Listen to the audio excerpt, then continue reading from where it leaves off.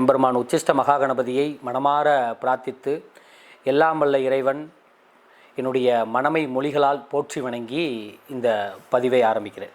இந்த பதிவில் நான் பார்க்கக்கூடிய விஷயம் என்ன அப்படின்னா, பூர நட்சத்திரம், நட்சத்திர சிந்தாந்தத்தை பற்றி பார்த்துட்டு இருக்கோம்.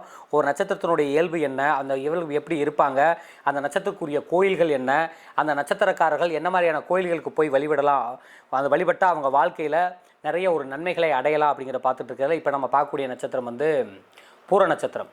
இந்த பூர நட்சத்திரம் பார்த்திங்கன்னா, முதலில் அவங்க சொல்ல வேண்டிய ஒரு மந்திரம், பூர நட்சத்திரத்தில் பிறந்தவங்க சொல்ல வேண்டிய மந்திரமே மகாலட்சுமியினுடைய மந்திரம். அந்த அச்சர மந்திரத்தை திரும்ப திரும்ப சொல்லும் போதெல்லாம் வாழ்க்கையில் அவங்க வேண்டியது கிடைக்கும். ஓம் கிரீம் மகாலட்சுமியை நமக அப்படிங்கிற இந்த மகாலட்சுமி அச்சரத்தை, அந்த அச்சர மந்திரத்தை அடிக்கடி சொல்வது விசேஷம். முதல்ல இந்த நட்சத்திரத்தினுடைய அதி தேவதை யாருன்னா பார்வதி தேவி. இந்த நட்சத்திரத்தினுடைய ஸ்தலம் என்ன அப்படின்னா திருமணஞ்சேரி.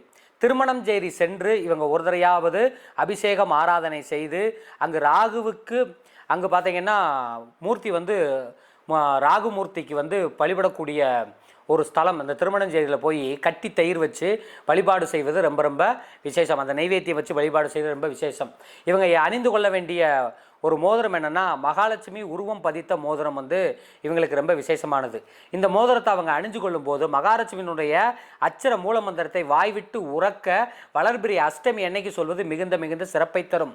பூர நட்சத்திரத்தில் பிறந்தவங்க ருத்ராட்சம் அணிய விரும்பினால் 9 முகம் கொண்ட ருத்ராட்சத்தை அணிய வேண்டும். அது ரொம்ப ரொம்ப சிறப்பை தரக்கூடியது. லட்சுமி கடாத்தை வாரி வழங்கக்கூடியது இவங்களுக்கு. இந்த நட்சத்திரக்காரங்கள் மோதிரமாகவோ அல்லது வேறு ஆபரணக்காரமாக எது பண்ணணும் அப்படின்னா வைரத்தை ஆபரணமாக கொள்வது ரொம்ப ரொம்ப சிறப்பு. பூர நட்சத்திரத்தில் பிறந்தவங்க ராசி சிம்ம ராசி, ராசியினுடைய அதிபதி சூரியன். இவங்களுக்கு என்ன மரம் அப்படின்னா பலாமரம். பலாமரத்தில் உட்காந்து பலாமர பலையில் உட்காந்து மந்திரம் சொல்வது ரொம்ப ரொம்ப விசேஷம். இவங்களுக்கான வேதை நட்சத்திரம் என்னென்னா உத்திரட்டாதி நட்சத்திரம். உத்திரட்டாதி நட்சத்திரத்தில் பிறந்தவங்க, உத்திரட்டாதி நட்சத்திரத்தில் இருக்கிறவங்க உத்திரட்டாதி சம்மந்தப்பட்டமான கோயிலுக்கு இவங்க எப்போ போனாலும் பிரச்சனையை கொடுத்துரும். எப்போ போனாலுமே இவங்களுக்கு பிரச்சனையை கொடுக்கக்கூடும். இந்த பூர நட்சத்திரக்காரங்க வெளியில் கிளம்பும்போது ஒரு இளம் சிவப்பு நிறத்துலையோ அல்லது வெளியில் ஒரு மஞ்சள் நிறத்துலையோ உடைகள் அணிந்து போனாங்க அப்படின்னா ஒரு அதிர்ஷ்டத்தை கொடுக்கக்கூடும். இவங்க வண்ண உடைகளை அணிந்து சென்றாங்கன்னா காரியத்தில் ரொம்ப ஒரு ஜெயம் உண்டாக இருக்கும். நிறையா வசூலிக்க வேண்டிய பணம் கைக்கு சேரும். நண்பர்கள் உறவினர்கள் ரொம்ப நேசமாக பழகுவாங்க.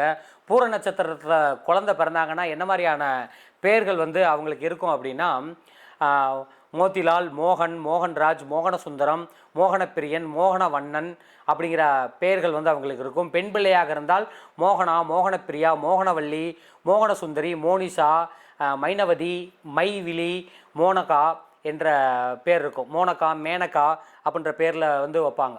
இந்த நட்சத்திரத்தினுடைய நாம எழுத்துக்கள் என்ன அப்படின்னா மே, மோ, டா, டி, டு அப்படிங்கிற எழுத்துக்களில் பேர் வருமாறு வைப்பது அவங்களுக்கு ரொம்ப ரொம்ப சிறப்பு.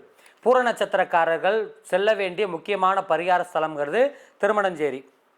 திருமணஞ்சேரி செல்வது எப்படி போனோம் அப்படின்னா மயிலாடுதுறையில் பக்கத்தில் இருக்கக்கூடிய குத்தாலம் வழியாக நகரப்பேருந்து வழியாக அங்கே போகலாம். அந்த தளத்தில் பார்த்தீங்கன்னா கல்யாண சுந்தருக்கு மாலை சாத்தி அர்ச்சனை செஞ்சு வழிபட்டால் திருமணம் கைகூடும். ரொம்ப நாளாக திருமணம் ஆகாதவங்க அடிக்கடி சொல்லுவாங்க, திருமணஞ்சேரி போயிட்டு வாங்க திருமணமாகும் அப்படிங்கிற ஒரு முக்கியமான ஸ்தலம், திருமணத்திற்கான பரிகார ஸ்தலம். இங்கே இருக்கக்கூடிய சாகர தீர்த்தத்தில் மூழ்கி ராகு பகவானுக்கு பாலபிஷேகம் செய்வது இவங்களுக்கு ரொம்ப விசேஷம். பால் பொங்கல் வச்சு சாப்பிட்டா குழந்தை கிடைக்கும். திருமணஞ்சேரியில் காணப்படக்கூடிய இறைவன் ஸ்ரீ உத்தவ நாதஸ்வர சுவாமின்னு சொல்லுவாங்க. உத்தவாக நாதசுவாமி. அந்த சாமியை அம்பாளை கோகிலாம்பாளை வழிபட்டு தீர்த்தத்தை சப்தசாகர தீர்த்தம்னு சொல்லக்கூடிய அந்த தீர்த்தத்தை அப்பர் சுந்தரர் சம்பந்தர் பாடி மகிழ்ந்த திருத்தலம் இந்த தலம். இந்த பூர நட்சத்திரக்காரர்கள் அவசியம் சென்று தரிசிக்க வேண்டிய ஒரு ஸ்தலம் இது. இந்த ஸ்தலத்தை பற்றி நான் மேலும் ஒரு வார்த்தை சொல்லணும்னா இந்த நாதசுவாமி இவனுடைய ஆலயம் திருமணஞ்சேரி அப்படின்னா குத்தாலம் பக்கத்தில் மயிலாடுதுறை வட்டத்தில் இருக்குது. அந்த கோயிலுக்கு பூர நட்சத்திரக்காரர்கள் புரசு என்கிற பலாமரம், புரசுன்னு சொன்னால் பலாமரம், அந்த பலாமரத்தை ஸ்தல விருட்சமாக கொண்ட எந்த மரமாக இருந்தாலும் அங்கே போய் பரிகாரம் செய்யலாம். இந்த கோயிலை விட அதனுடைய ஸ்தல விருட்சம் என்னமா இருக்கும் அங்கே போய் பரிகாரம் செய்யலாம். சகல வினைகளும் பறந்தோடக்கூடியது. புரசு மரத்தை ஸ்தலமாக கொண்டிருக்கக்கூடிய ஆலயங்கள்லாம் எங்கெங்கே இருக்குது அப்படின்னா நாகை மாவட்டம் மயிலாடுதுறையில் திருக்கடையூர் பேருந்தில் இருந்து போனோம் அப்படின்னா ஆக்கூருக்கு வடக்கே, ஆக்கூர்ன்ற ஊருக்கு வடக்கே ஒரு அருமையான ஒரு ஸ்தலம். அந்த ஸ்தலத்தினுடைய பேர் பழைய பயண பேர் என்ன அப்படின்னா தலச்சங்காடுன்னு சொல்லுவாங்க. தலச்சங்காடு அப்படிங்கிற ஸ்தலம் சோழ நாட்டில் வைணவ திவ்ய தேசத்தில் அது ஒரு ஸ்தலம். அடுத்து இருக்கக்கூடிய ஸ்தலம் என்ன கும்பகோணம், மயிலாடுதுறை, மயிலாடுதுறை பக்கத்தில் இருக்கக்கூடிய கஞ்சனூர் அப்படிங்கிற திருத்தலம். அங்கே இருக்கக்கூடிய அக்னீஸ்வரர் கற்பகாம்பிகையாக அருள்பாலித்து வரும் திருக்கோயில் அந்த கோயில். இந்த கோயிலில் சுக்கிரனுடைய பரிகார ஸ்தலம் இது.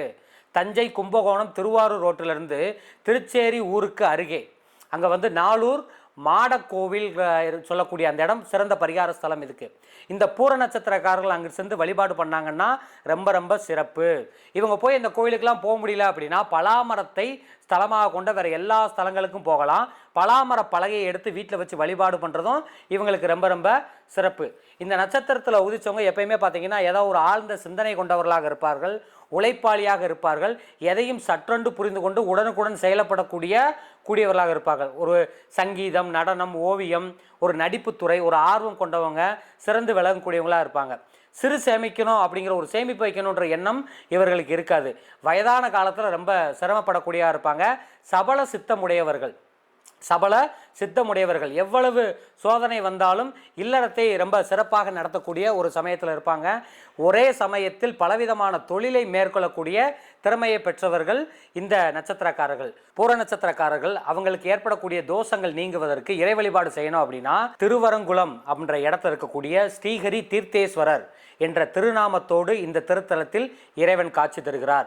அந்த திருத்தலத்துக்கு போய் குழந்தை பாக்கியம் வேண்டுவோரும், கிரக தோஷங்கள் உடையவோரும், கிரகத்தினுடைய தோஷம், நாகதோஷம், மனநோய், திருமண தடை அங்கெல்லாம் இருக்கவங்களாம் சிவனுக்கும் அம்மனுக்கும் அபிஷேகம் செஞ்சு அவங்க வந்து ஒரு புது வஸ்திரம் சார்த்தி ஒரு நேர்த்திக்கடன் செலுத்தி அம்பாளுக்கு உள்ளாடக்கூடிய ஸ்ரீசக்கரத்தை எடுத்து வழிபாடு பண்ணாங்க அப்படின்னா ரொம்ப ரொம்ப சிறப்பை தரும். அங்கே இருக்கக்கூடிய மூலவர் யார் அப்படின்னா ஸ்ரீஹரி தீர்த்தேஸ்வரர்னு சொல்லுவாங்க.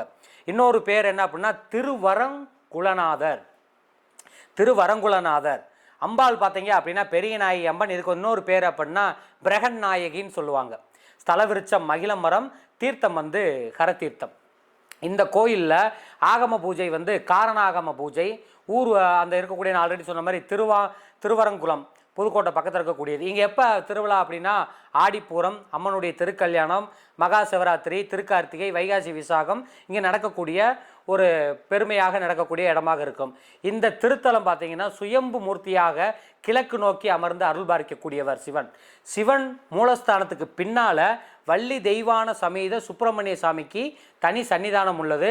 பிரகாரத்தில் பார்த்தீங்கன்னா ஒரு பொற்பனை விநாயகர், அரங்குள்ள விநாயகர், வீணாதர தட்சிணமூர்த்தி, லிங்கோத்பவர், பிரம்மா, துர்க்கை, சண்டிகேஸ்வரி, நந்தி, சதுர்த்தி விநாயகர், சப்தமாதர்கள், 61 நாயமார்கள், ஐயனார், காசி விஸ்வநாதர், விசாலாட்சி, சரஸ்வதி, மகாலட்சுமி, சேஷ்டாதேவி, பாலமுருகன், நவகிரகம், பைரவர், சூரியன், சந்திரன், நடராஜர், 4வர் சந்தனி, இப்படி அனைத்து விதமான சிவன் கோயிலுக்குள்ள அம்சத்தில் அங்கே அந்த கோயிலினுடைய விசேஷம் இருக்குது. பூர நட்சத்திரக்காரர்கள் அவங்களுக்கு ஏற்படக்கூடிய அவங்களுடைய தோஷத்திற்கு இங்கே சென்று வருவது ரொம்ப ரொம்ப உத்தமம். என்ன தோஷம் அப்படின்னா கிரகதோஷம், நாகதோஷம், இந்த மன பாதிப்பினால் ஏற்படக்கூடிய தோஷத்திலிருந்து விலகுவதற்கு ஸ்ரீசக்கரத்தை வைத்து வழிபாடு பண்ணுவது ரொம்ப ரொம்ப சிறப்பு. இந்த திருவரங்குளத்தினுடைய பெருமை என்ன அப்படின்னா நீங்கள் கவனித்து பார்த்தீங்கன்னா இந்த கோயிலை சுற்றி சுமார் 150 கிலோமீட்டர் சுற்றியுள்ள பெரும்பாலான மக்கள் இந்த நான் சொல்லக்கூடிய இந்த கோயிலை தான், இறைவனை தான் குலதெய்வமாக வழிபாடு பண்ணுறாங்க. அம்பாள் பெரியநாயகி 4 திருக்கணத்துடன் மேற்கு நோக்கி நின்ற கோலத்தில் அருள்பாய்க்கக்கூடிய தலம். இந்த பகுதியில் கட்டுடையன் செட்டியார் வம்சம் அப்படின்னு ஒரு வம்சம் இருக்குது. இந்த அம்மன் வந்து இந்த பகுதியில் கட்டுடையான் செட்டியார்ன்ற வம்சத்தில் இந்த தல அம்மன் வந்து பெண் குழந்தையாக பிறந்து வளர்ந்ததாக அந்த சுற்றுவட்டார பகுதியில் சொல்கிறாங்க. எனவே தான் இப்போ கூட இந்த வம்சத்து பெண்கள் வந்து இந்த கோயிலுக்கு வந்தால் தங்கள் வம்ச பெண்ணின் மாப்பிள்ளையாக சிவனை நினைத்து முக்காடு போட்டு வழிபாடு செய்யக்கூடிய பழக்கம் இங்கே இருக்குது. இந்த கோயிலினுடைய மற்றொரு சிறப்பு அம்சம் பூர தீர்த்தம் என்பது அக்கினி லோகத்தில் உள்ள ஒரு புனித நீர் தீர்த்தம். பூர நட்சத்திரத்தில் உள்ள லோகத்தில் சிவதீர்த்தம், நாகதீர்த்தம், சிவதீர்த்தம், நாகதீர்த்தம், ஞான பிரம்ம தீர்த்தம், ஸ்ரீ தீர்த்தம், கந்த தீர்த்தம், குரு தீர்த்தம் ஆகிய கொடுக்க 7 தீர்த்தங்களும் இந்த தலத்தில் இருப்பதாக இந்த பூர நட்சத்திரத்தை கோயிலில் பூர நட்சத்திரத்தில் பிறந்தவங்க வந்து வழிபாடு பண்ணால் இந்த 7 விதமான தீர்த்தத்தில் நீராடினதுக்கு சமமாக இருக்கக்கூடியது. மாதாந்திர நட்சத்திர நாளாக இருக்கலாம், அல்லது அவங்களுடைய திருமண நாளாக இருக்கலாம், அல்லது ஆடி பூரமாக இருக்கலாம். இங்கு வந்து வழிபாடு செய்வது, பரிகார பூஜைகள் செய்வது ரொம்ப ரொம்ப உத்தமமான ஒரு பலாபலனை கிடைக்கும். பூர நட்சத்திரத்துக்குரிய தெய்வமாகிய அந்த பெரியநாயகி அம்மன் பெரிய அந்த அம்மனினுடைய தோற்றத்தை நல்லா மனதார பிரார்த்தித்து இந்த கோயிலினுடைய வெளி பிரகாரத்தில் பொற்பனை மரம் அப்படிங்கிற ஒரு இடம் இருக்குது. அதிலிருந்து கிடைக்கக்கூடிய பொன்பழம் மூலம் பணம் பெற்று இந்த கோயிலை கட்டியதாக வரலாறு சொல்கிறாங்க.